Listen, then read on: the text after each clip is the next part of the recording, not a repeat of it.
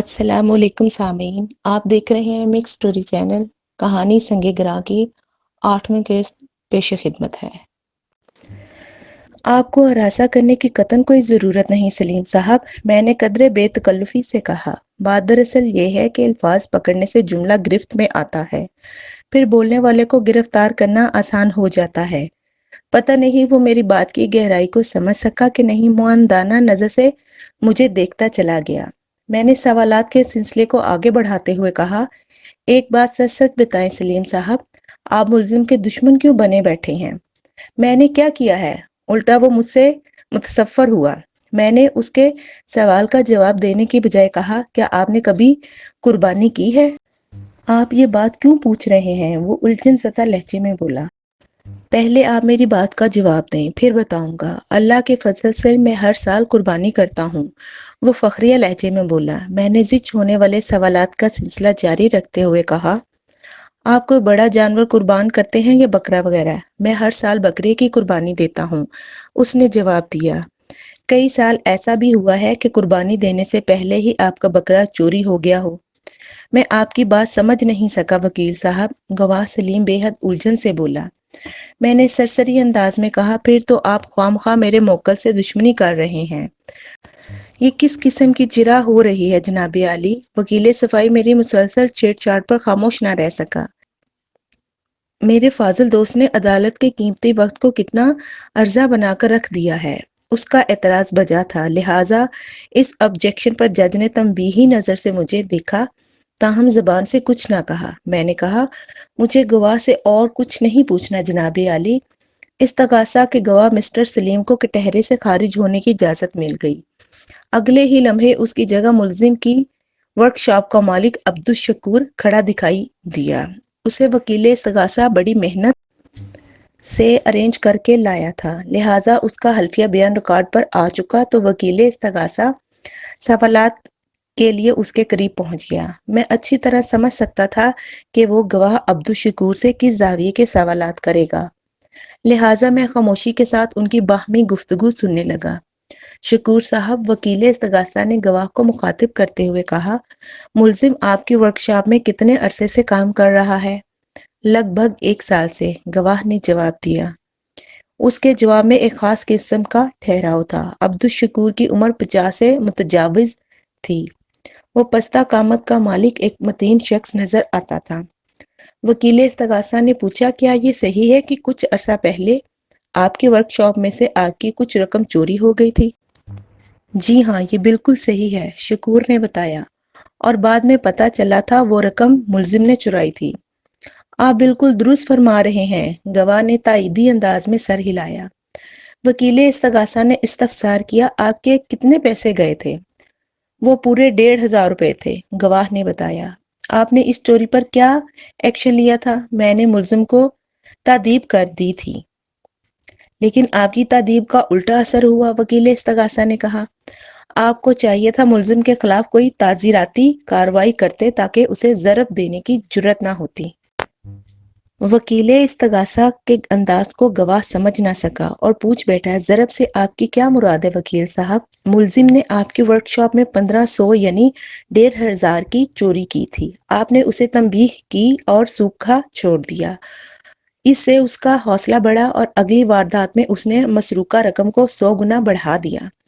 میرا اشارہ سحر بخاری کے سیف سے چرائی جانے والی 1.5 لاکھ کی رقم کی طرف ہے۔ اوہ، اب سمجھا، گواہ نے بوئیں اچکاتے ہوئے کہا۔ دراصل میں اپنی ورکشاپ میں کام کرنے والوں کے ذاتی معاملات میں نہیں پڑتا، وہ باہر جا کر کیا کرتے ہیں اس سے مجھے کوئی غرض نہیں ہوتی۔ میں اپنے کام سے کام رکھنے والا بندہ ہوں۔ میری تادیب کے بعد ملزم نے ورکشاپ کی حدود میں ایسی کوئی حرکت نہیں کی جس پر مجھے کوئی اعتراض ہوتا، لہٰذا میں مطمئن ہو گیا۔ لیکن اب آپ کو مطمئن نہیں رہنا چاہیے، وکیل استغاثہ نے کہا۔ نازنین کا قتل اور سحر بخاری کے بنگلے میں ہونے والے 1.5 لاکھ روپے کی چوری اب آپ کا اندرونی مسئلہ بن گیا ہے۔ ملزم کا تعلق آپ کی ورکشاپ سے ہے اور سحر بخاری آپ کا مستقل کلائنٹ ہے۔ آپ ٹھیک کہتے ہیں وکیل صاحب، گواہ نے سنجیدگی سے کہا۔ میں ملزم کی طرف سے بہت محتاط رہوں گا اور آئندہ کے لیے اسے ملازمت پر رکھنے کا تو سوال ہی پیدا نہیں ہوتا۔ گواہ کے ان زرعی عزائم کے ساتھ ہی وکیل استغاثہ نے جراح کا سلسلہ موقوف کر دیا۔ اپنی باری پر میں اٹھ کر کھڑا ہوا اور عبدالشکور والے کٹہرے کے پاس پہنچ گیا۔ پھر کھنکار کر گلا صاف کرنے کے بعد اسے مخاطب کرتے ہوئے کہا، شکور صاحب، آپ نے بتایا ہے ملزم اس واقعے سے پہلے لگ بھگ 1 سال سے آپ کے ورک شاپ میں کام کر رہا تھا۔ اس دوران وہ کتنی مرتبہ چوری چکاری کا مرتکب ہوا؟ صرف ایک بار، وہ حتمی لہجے میں بولا۔ یعنی جب آپ کے 1500 روپے چوری ہوئے تھے؟ جی ہاں، میں اسی ایک واقعے کا ذکر کر رہا ہوں، اس نے بتایا۔ میں نے کہا، ایک بات بالکل ٹھیک ٹھیک بتائیں گے؟ وہ ہمتنگ گوش ہو گیا۔ آپ نے اس ناگوار واقعے کے بعد ملزم کو نوکری سے کیوں نہیں نکال دیا؟ وہ گہری سنجیدگی سے بولا۔ مجھ میں اور سمجھ میں کچھ فرق بہرحال ہے۔ ذرا اس فرق کی وضاحت فرمائیے گا، میں نے کہا۔ دودھ دینے والی گائے کی لات تو کھانا ہی پڑتی ہے۔ آپ نے بات کو آسان کرنے کی بجائے اور زیادہ مشکل کر دیا ہے۔ وہ بڑی رسانیت سے بولا، بات دراصل یہ ہے وکیل صاحب کے کام کے بندے آج کل بہت مشکل سے ملتے ہیں، لہٰذا میں نے اس چوری پر ملزم کو محض سرزنش کر کے چھوڑ دیا تھا۔ ویسے بھی کسی شخص کو کم از کم ایک موقع ضرور دینا چاہیے تاکہ وہ اپنی اصلاح کر سکے۔ انہی وجوہات کی بنا پر میں نے ملزم کو اپنی ورک شاپ سے خارج نہیں کیا تھا۔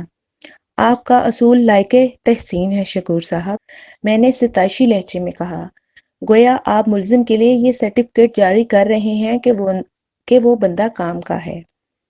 بے شک اس کی ٹکر کے بہت کم مکینک ہوں گے شہر میں، اس نے جواب دیا۔ آپ اس بات کی بھی تصدیق کرتے ہیں کہ آپ کی سرزنش کے بعد ملزم نے ایسی ویسی کوئی حرکت نہیں کی؟ جی ہاں، اس نے اس بات میں گردن ہلائی، کم از کم میری ورک شاپ کی حد تک تو نہیں کی۔ اور آپ کا یہ اصول کہ کسی بیرونی معاملے سے آپ کوئی سروکار نہیں رکھتے، آپ بالکل ٹھیک کہہ رہے ہیں، کیونکہ اس کا کوئی فائدہ بھی نہیں۔ میں بھی آپ سے کوئی بیرونی معاملہ ڈسکس نہیں کروں گا۔ وہ پوری توجہ سے میری طرف دیکھنے لگا۔ میں نے سوال کیا، مقتولہ کا شوہر سحر بخاری کتنے عرصے سے آپ کی ورک شاپ کی خدمات سے استفادہ کر رہا ہے؟ کہیں یہ غیر متعلق سوال تو نہیں؟ اس نے میرے سوال کے دوسرے حصے کا پہلے جواب دیا، بالکل نہیں وکیل صاحب۔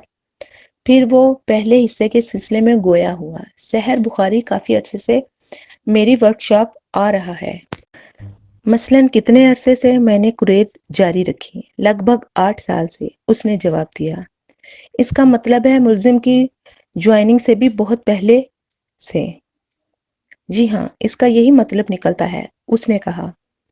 کیا ان 8 سالوں میں ایسا ہوتا رہا ہے کہ سحر بخاری کسی کام سے اپنی گاڑی آپ کی ورک شاپ پر چھوڑ گیا ہو لیکن واپس لینے نہ آ سکا ہو؟ میں نے جراح کے سلسلے کو دراز کرتے ہوئے سوال کیا۔ گواہ نے ٹھہرے ہوئے لہجے میں جواب دیا، ہاں، ایسا کئی مرتبہ ہو چکا ہے۔ پھر مزید وضاحت کرتے ہوئے بولا، اور یہ سلسلہ صرف سحر بخاری تک ہی محدود نہیں، اکثر گاہک مجھ پر اور میری ورک شاپ پر اندھا اعتماد کرتے ہیں۔ اس کی وجہ شاید یہ ہے کہ میں نے کبھی ان کے بھروسے کو ٹھیس نہیں لگنے دی۔ میں چونکہ آپ سے وعدہ کر چکا ہوں کہ غیر متعلق افراد کو گفتگو کا موضوع نہیں بناؤں گا، اس لیے میں واپس سحر بخاری کی طرف آتا ہوں۔ میں نے اتنا کہنے کے بعد لمحاتی توقف کیا، پھر اپنی بات کو آگے بڑھاتے ہوئے گواہ سے پوچھا، شکور صاحب، معزز عدالت کو پلیز یہ بتائیں کہ جب کبھی سحر بخاری اپنی گاڑی لینے کے لیے خود آپ کی ورک شاپ نہ آ سکے تو آپ نے گاڑی کے ساتھ کیا کیا؟ میں نے کام مکمل کرانے کے بعد گاڑی کو اس کے بنگلے پہ پہنچوا دیا، گواہ نے جواب دیا۔ اس کا مطلب ہے ملزم کوئی پہلی مرتبہ گاڑی لے کر مقتولہ کے بنگلے پر نہیں گیا تھا؟ وہ شدت سے نفی میں گردن ہلاتے ہوئے بولا، قطعی نہیں۔ میں نے پوچھا، کیا پچھلے دنوں سحر بخاری کی گاڑی اس کے بنگلے پر پہنچانے کے لیے آپ نے ملزم کو حکم دیا تھا یا یہ اس کی خواہش تھی؟ استغاثہ کی رپورٹ میں دیگر الزامات کے علاوہ میرے موکل پر ایک یہ بھی چارج تھا کہ وہ ایک سوچی سمجھی سازش کے تحت باقاعدہ پلاننگ کر کے اس روز سحر بخاری کی گاڑی اس کے بنگلے پر پہنچانے گیا تھا۔ وہ دراصل مذکورہ بنگلے کی لوکیشن کو ذہن نشین کرنا چاہتا تھا تاکہ جب وہ واردات کے لیے بنگلے میں گھسے تو اسے کسی قسم کی دشواری کا سامنا نہ کرنا پڑے۔ مجھے اپنے موکل کی بے گناہی ثابت کرنے کے لیے اس سنگین الزام کی کاٹ کرنا تھی۔ اسی مقصد کے لیے میں نے ورکشاپ کے مالک عبدالشکور سے وہ سوال کیا تھا۔ اس نے نہایت ہی سادگی سے جواب دیا، اس میں ملزم کی کسی خواہش کا کوئی دخل نہیں۔ میں نے فاتحانہ نظر سے وکیل استغاثہ کو دیکھا۔ اس وقت وہ مجھے ہی گھور رہا تھا اور اس کی نگاہ میں کینہ ہلکورے لے رہا تھا۔ وہ اپنی آنکھوں کا مالک تھا اور اس کے استعمال پر بھی اسے اختیار حاصل تھا، لہٰذا میں نے اس کے انداز کو لائق توجہ نہ جانا اور استغاثہ کے گواہ کی جانب منہ پھیر لیا۔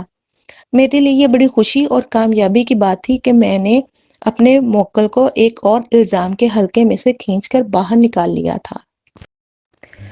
شکور صاحب، میں نے گواہ کو مخاطب کرتے ہوئے کہا، وقوعہ کے روز یعنی 11 جنوری کی شام کو سحر بخاری آپ کی ورکشاپ میں آیا تھا، آپ کو کچھ یاد آ رہا ہے؟ وہ اسبات میں سر ہلاتے ہوئے بولا، اس واقعے کو ابھی زیادہ عرصہ نہیں گزرا، اس لیے مجھے اچھی طرح یاد ہے۔ سحر بخاری اس شام گاڑی کی ڈگی کا فالٹ دور کرنے آیا تھا۔ ڈگی بند ہونے میں ذرا گڑبڑ کر رہی تھی۔ اللہ آپ کا بھلا کرے، ماشاءاللہ آپ کی یادداشت بہت اچھی ہے۔ یادداشت کی مضبوطی مجھے وراثت میں ملی ہے، اس نے جواب دیا۔ میں نے پوچھا، آپ کی ورکشاپ میں کتنے افراد کام کرتے ہیں؟ لگ بھگ 9-10، اس نے جواب دیا۔ کیا یہ درست ہے کہ سحر بخاری کی گاڑی کی ڈگی کا فالٹ دور کرنے کے لیے آپ نے ملزم ہی کو چنا تھا؟ میں نے تیکھے لہجے میں سوال کیا۔ اس کی کوئی خاص وجہ تھی؟ خاص وجہ تو کوئی نہیں تھی، البتہ عام وجہ 2 تھیں، اس نے جواب دیا۔ میں نے ٹھہرے ہوئے لہجے میں استفسار کیا، مثلاً کون کون سی 2 وجوہات؟ پہلی وجہ تو یہ تھی کہ ملزم اس وقت ایک جانب فارغ کھڑا تھا، گواہ نے بتایا، اور دوسری وجہ اس کی کارکردگی سمجھنے۔ یہ اپنے کام کا ماسٹر بندہ ہے۔ مہنگی اور لگژری گاڑیوں کا کام میں عموماً اسی سے کرواتا ہوں۔ سحر بخاری کی گاڑی کی ڈگی ناز دکھا رہی تھی، وہ اس نے حال ہی میں خریدی تھی، وہ ایک نئے ماڈل کی گاڑی تھی۔ یہ آپ نے خوب بتایا کہ آپ کی یادداشت بہت قوی ہے۔ میں نے جراح کی گاڑی کو ایک نئی پٹری پر چڑھاتے ہوئے گواہ سے سوال کیا، یہ بتائیں کہ مذکورہ شام سحر بخاری اپنی گاڑی میں اکیلا ہی آپ کی ورکشاپ آیا تھا یا؟ میں نے دانستہ جملہ ادھورا چھوڑا تو وہ جلدی سے بولا، وہ اکیلا نہیں آیا تھا، بلکہ ایک خوبصورت عورت بھی گاڑی میں موجود تھی۔ وہ اسی عورت کا تذکرہ کر رہا تھا جس کے نظارے نے ملزم کو بے چین کر دیا تھا، اور وہ ایک طرف کھڑا ہو کر یک ٹک اسے دیکھ رہا تھا کہ شکور نے اسے فارغ سمجھ لیا۔ میں نے رازدارانہ انداز میں شکور سے پوچھا، اور وہ خوبصورت عورت سحر بخاری کے پہلو میں پیسنجر سیٹ پر بیٹھی ہوئی تھی؟ گواہ نے حیرت بھری نظر سے مجھے دیکھا اور پوچھنے لگا، یہ بات آپ اتنے وثوق سے کہہ رہے ہیں جیسے آپ بھی وہاں موجود ہوں؟ میری سماعت تک وکیل استغاثہ کا جلا بھنا یہ تبصرہ رسائی حاصل کرنے میں کامیاب ہو گیا، یہ بیگ صاحب ہیں، انہیں کہیں بھی جانے سے کوئی نہیں روک سکتا۔ وکیل استغاثہ اگرچہ بڑی دھیمی آواز میں بڑبڑایا تھا، لیکن میں نے اپنے بارے میں اس کے خیالات سے آگاہی حاصل کر لی۔ تاہم میں نے اس کے اس واہیات تبصرے کو نظر انداز کرتے ہوئے گواہ سے پوچھا، شکور صاحب، کیا وہ خوبصورت عورت سحر بخاری کی بیوی تھی؟ نہیں، اس نے قطعی لہجے میں نفی کر دی۔ میں نے پوچھا، پھر کون تھی؟ میرے پرسرار انداز کو دیکھتے ہوئے چونکا، ضرور، لیکن اس نے بڑی سادگی سے جواب دیا، میں اس عورت کے بارے میں کچھ نہیں جانتا، اس سے قبل میں نے اسے کبھی نہیں دیکھا تھا۔ کیا آپ اس کے بارے میں جاننا پسند کریں گے؟ اس کا مطلب ہے آپ کو معلوم ہے؟ بہت کچھ معلوم ہے جناب، تو پھر بتا دیں۔ میں نے بتا دیا، اس دلکش عورت کا نام شبانہ قمر ہے۔ اس کے ساتھ ہی عدالت کا وقت ختم ہو گیا۔